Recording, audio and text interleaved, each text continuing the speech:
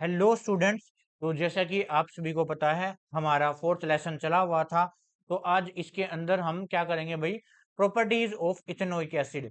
कौन सा टॉपिक करेंगे? Properties of ethanoic acid. आज इस वीडियो में हम इस लेसन को कंप्लीट कर देंगे भाई, ठीक है? तो देख लेते हैं। जनरली हमारे पास जो इथेनोइक एसिड होता है, सबसे पहले तो हमें ये पता होना चाहिए कि जो इथेनोइक एसिड होता है उसका फॉर्मूला क्या होता है। देखो भाई, इसके अंदर हमारे पास इथ लगा हुआ है पहले, तो इसका मतलब हमारे पास इसके अंदर हमारे पास दो कार्बन होंगे। तो दो कार्बन ऐसे लिख देते हैं हम, ठीक है? दो कार्बन ऐसे लिख देते हैं। उसके बाद पीछे ओइक एसिड है, तो हमारे पास एसिडिक ग्रुप होगा, वो हमने लगा दिया ऐसे, है ना?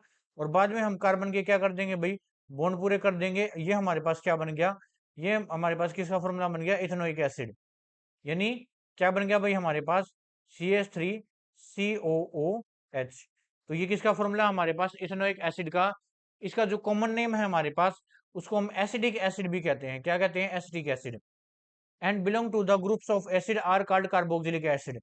इसके अंदर देखो भाई, जो कार्बोक्सिलिक एसिड है इसके अंदर, इसलिए इसको ये बोला गया है कि ये किस ग्रुप से बिलोंग करता है? एसिडिक ग्रुप से बिलोंग करता है। इसका 5 से 8% अगर सोल्यूशन ले लिया जाए एसिटिक एसिड का वाटर के अंदर, तो इसको हम विनेगर कहते हैं। जो हम बहुत सारी चीजें, खाने की चीजें बनाते हैं ना, उसके अंदर यूज होता है।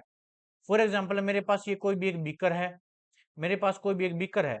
अगर इसके अंदर 5 से 8% क्या ले लिया जाए? एसिडिक एसिड ले लिया जाए, और बाकी का जो जितना भी हमारे पास है वाटर ले लिया जाए, तो इस सोल्यूशन को हम क्या बोलेंगे? विनेगर बोलेंगे, जिसको हम सिरका बोलते हैं। ठीक है? हम खाने की चीजों के अंदर यूज करते हैं भाई उसका। ठीक है? और विनेगर का यूज कहाँ पर होता है? प्रिजर्वेशन के अंदर यूज होता है। यानी जो हमारे पास फूड होते हैं उनको लंबे समय तक सेफ रखने के लिए हम विनेगर का यूज करते हैं। ठीक है? जैसे हमारे पास पिकल्स होता है, वो लंबे समय तक खराब नहीं होता, तो वो किसके कारण होता है? हम विनेगर का यूज कर लेते हैं उसके अंदर, है ना? तो ये देखो भाई, आगे देखो। The group of organic compounds called carboxylic acid are obviously characterised by acidic nature. जो हमारे पास एसिडिक एसिड होता है, वो एसिडिक नेचर का होता है। क्यों? क्योंकि उसके अंदर कार्बोक्सिलिक एसिड ग्रुप प्रेजेंट होता है। या फिर हम ये भी कह सकते हैं कि ये इसके जब भी हम इसको किसके अंदर डालेंगे, हम एक्वस सॉल्यूशन के अंदर डालेंगे, तो ये हमें एच पॉजिटिव आयन देगा। तो हम कह सकते हैं कि ये एसिडिक नेचर का होता है। ठीक है? आगे देख लेते हैं reactions. Reactions of ethanoic acid. सबसे पहली रिएक्शन है एस्टेरिफिकेशन रिएक्शन। देखो भाई, जैसा कि नाम है उसी के अकॉर्डिंग है। एस्टेरिफिकेशन रिएक्शन में के अंदर क्या होता है? हम एस्टर की फॉर्मेशन करते हैं।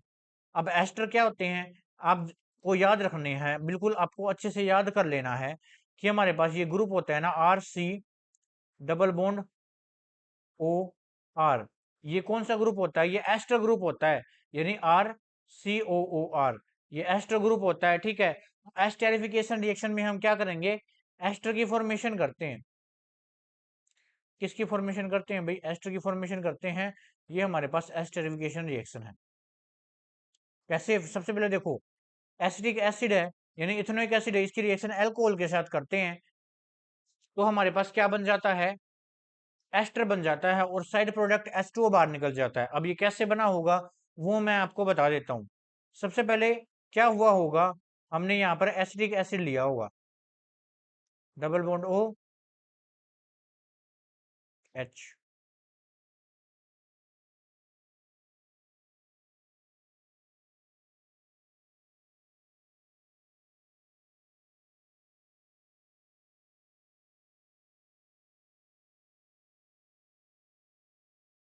देखो भाई, ये कैसे बना होगा मैं आपको बता देता हूँ।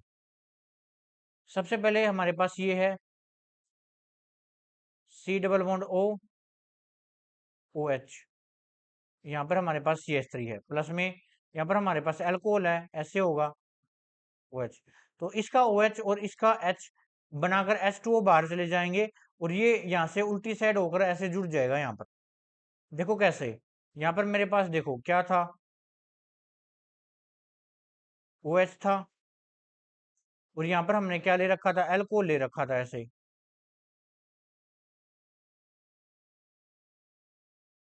है ना?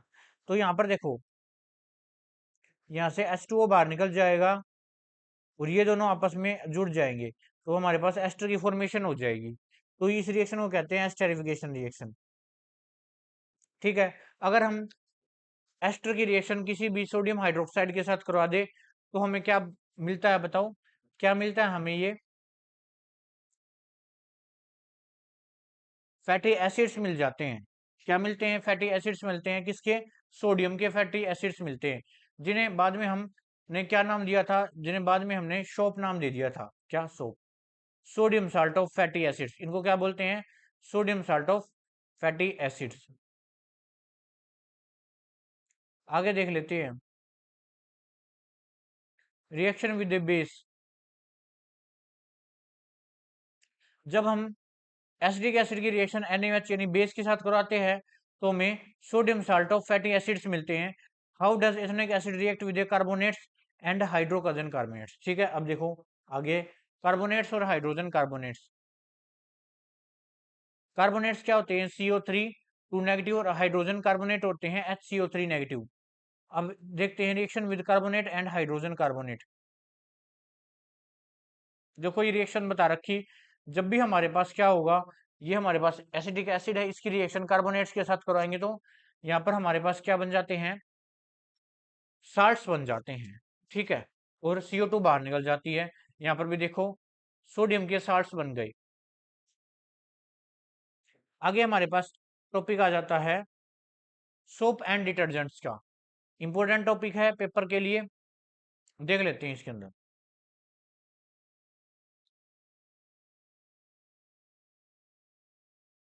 देखो भाई, मैं आपको अपनी लैंग्वेज में समझा देता हूँ। हमने अब तक ये पढ़ा कि जो हमारे पास सोप होते हैं ना, वो क्या होते हैं? Sodium salt of long chain of fatty acids होते हैं। यानी मैं ऐसे कर सकता हूँ, ये कोई भी कार्बन की लॉन्ग चेन है और यहाँ पर हमारे पास COONA पॉजिटिव और यहाँ पर OH। ठीक है, यानी ये हमारे पास किसका फॉर्मूला है भाई? सोप का फॉर्मूला है। और ये कौन सा पार्ट है? ये हमारे पास आयोनिक पार्ट है। सबको पता है ये हमारे पास कौन सा पार्ट है? आयनिक पार्ट है। और ये हमारे पास कौन सा पार्ट है भाई? हाइड्रोकार्बन पार्ट है। कौन सा पार्ट है? Hydrogen carbonate. हाइड्रोजन कार्बोनेट नहीं, हाइड्रोकार्बन पार्ट है। हाइड्रोकार्बन पार्ट है। अब सबको पता है जो हाइड्रोकार्बन पार्ट है वो नॉन पोलर नेचर का होता है। नॉन पोलर नेचर मतलब यानी उस पर कोई भी पोल नहीं होते, यानी पॉजिटिव और नेगेटिव, यानी कोई भी चार्ज नहीं होता। लेकिन ये हमारे पास पोलर नेचर का था।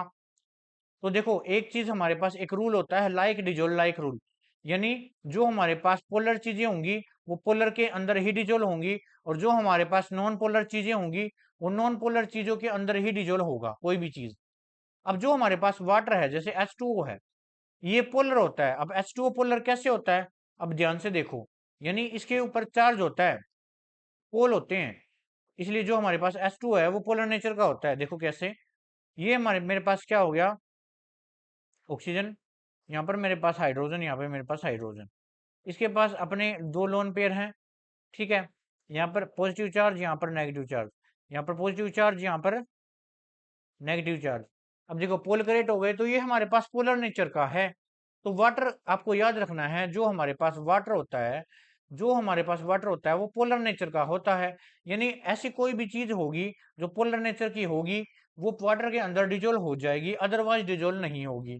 फॉर एग्जाम्पल NaCl है, NaCl वाटर के अंदर डिजोल्व हो जाता है। ऐसा क्यों होता है? ऐसा इसलिए क्योंकि ये एक आयनिक कंपाउंड है और ये एक पोलर नेचर का कंपाउंड है, यानी चार्ज का डिफरेंस आ जाता है इसके अंदर, है ना, दो पोल करेक्ट हो जाते हैं। तो यहाँ पर देखो, यहाँ पर भी जब भी हम किसी भी साबुन को पानी में डालते हैं तो एक मीशेल की फॉर्मेशन होती है। देखो यहाँ पर लिख रखा मीशेल फॉर्मेशन। यहाँ पर होता क्या है, हमने बताया था जो साबुन होते हैं यानी सोप होता है उसके दो पार्ट्स होते हैं, एक तो पोलर पार्ट, एक नॉन पोलर पार्ट। जो हमारे पास नॉन पोलर पार्ट है वो बीच में आ जाता है। बीच में हमारे पास डर्ट होता है। डर्ट हम ऑयली नेचर का लेकर चलते हैं। हम कैसा लेकर चलते हैं? डर्ट ऑयली नेचर का। तो इसलिए जो हमारे पास नॉन पोलर पार्ट है वो बीच में आ जाता है, और जो हमारे पास पोलर पार्ट है वो बाहर की साइड आ जाता है। ऐसा इसलिए क्योंकि बाहर की साइड कौन है? बाहर की साइड तो वाटर मॉलिक्यूल है, और वाटर हमें पता है पोलर होता है, इसलिए पोलर पोलर को ही अट्रैक्ट करेगा ना, इसलिए। तो बाहर की तरफ पोलर पार्ट आएगा और अंदर की तरफ नॉन पोलर पार्ट आएगा, क्योंकि ऑयल भी एक टाइप का हाइड्रोकार्बन सी होता है, इसलिए वो अंदर की तरफ नॉन पोलर पार्ट के साथ ही जाएगा। ठीक है, तो धीरे धीरे ये इसको जो हमारा कपड़ा होगा उससे डर्ट को बाहर खींच लाएगा। देखो आप ये डायग्राम में देख सकते हैं, मिशेल की फॉर्मेशन होगी।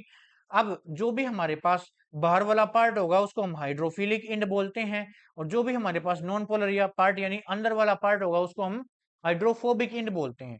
ठीक है, तो जो हमारे पास हाइड्रोफिलिक इंड होता है वो बाहर की तरफ आता है। देखो धीरे धीरे जो हमारे पास कपड़े से जो डर्ट है वो बाहर आ जाता है।